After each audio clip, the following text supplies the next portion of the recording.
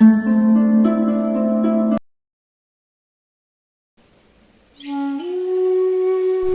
સાચું જ કહ્યું છે, જેવી જેની બુદ્ધિ તેવી તેની ગતિ. આપણે બધું જ કરી શકીએ છીએ જે આપણે કરવાની ઈચ્છા હોય, પરંતુ આપણું મન આપણા નિયંત્રણમાં હોય તો.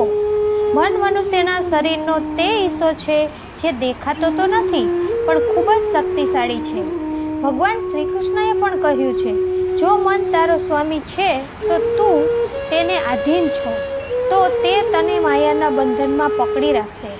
જો તું મન ઉપર કાબૂ કરી લઈશ અને તેનો સ્વામી બની જઈશ તો તે જ મન તને મોક્ષના દરવાજે લઈ જશે. પરંતુ મનને દાસ બનાવવો એટલો આસાન નથી. મન તો વાંદરાની જેમ કૂદકા મારે છે, ક્યારેક અહીંયા ક્યારેક ત્યાં. તે તેવું જ કામ કરે છે જે કામ કરવાની ના પાડવામાં આવી હોય. એક ધોબી હતો, તેની પાસે એક ગધેડું હતું, એક વાંદરો હતો અને એક બકરી હતી. તે ધોબી ગધેડા ઉપર કપડાં લઈને તેને નદી કિનારે લઈ જતો હતો.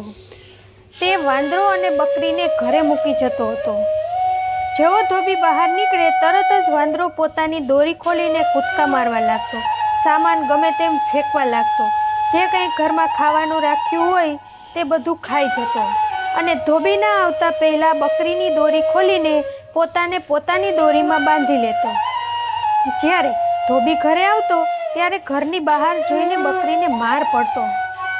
આવી હાલત કોણે કરી છે? કારણ કે બકરીની દોરી ખુલ્લી મળતી હતી. બસ આ જ વાંદરો છે આપણું મન અને બકરી છે આપણું શરીર. નિયંત્રિત આપણું મન હોતું નથી અને ભોગવવું આપણા શરીરને પડે છે. હવે પ્રશ્ન એ થાય છે કે વાંદરો એટલે કે આપણું મન કૂદકા મારે છે, આમ તેમ દોડ્યા કરે છે, તો તેને નિયંત્રણમાં કેમ રાખી શકાય?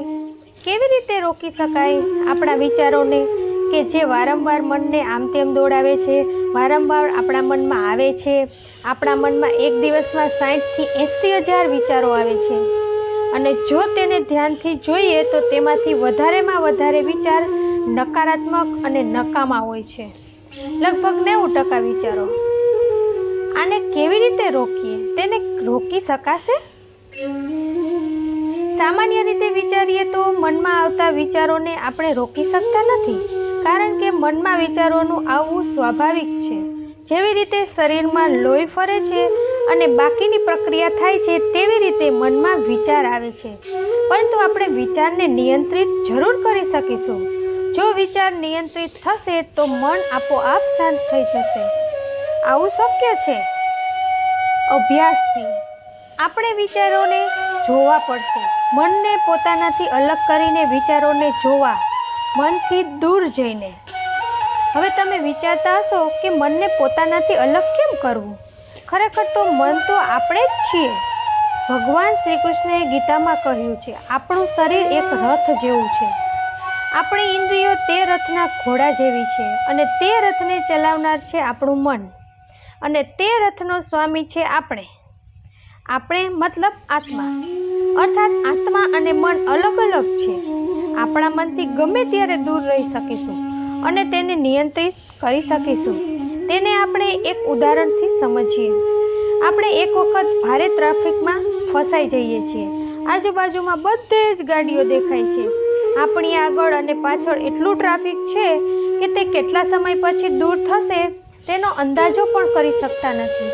જો આપણે કલ્પના કરીએ કે આપણે ઊંચી બિલ્ડિંગ ઉપરથી તે ટ્રાફિકને જોઈ રહ્યા છીએ તો આપણને અંદાજો થઈ જશે કે તે પરિસ્થિતિનો કે તે ક્યારે દૂર થશે, ટ્રાફિક કેટલા સમય માટે રહેશે, આપણી ગાડી ક્યાં છે અને તે નક્કી કરી શકીશું. બસ આવી રીતે આપણે આપણા વિચારોને દૂર રાખવા, તેને જોવાના. આપણા વિચારોને જોવાના કે તે કોઈ બીજાના છે એવું સમજવું. ધીરે ધીરે વિચારો દૂર થતા જશે.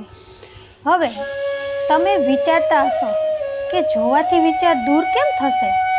જેવી રીતે મનનો સ્વભાવ છે કે વિચારને ફેલાવવા, તેવી રીતે વિચારોનો પણ એક આદત હોય છે કે તેને જોવાથી તે દૂર ભાગી જાય છે. આપણે કંઈ જ કરવાનું નથી, તેને જોવાનું છે. દરરોજ તેનો અભ્યાસ કરવાનો છે અને ધીરે ધીરે મન શાંત અને નિયંત્રિત થવા લાગશે. ફરીથી મળીશું મિત્રો આવા જ વિડીયો સાથે. ત્યાં સુધી તમારું ધ્યાન રાખજો, હસતા રહેજો અને હંમેશા ખુશ રહેજો.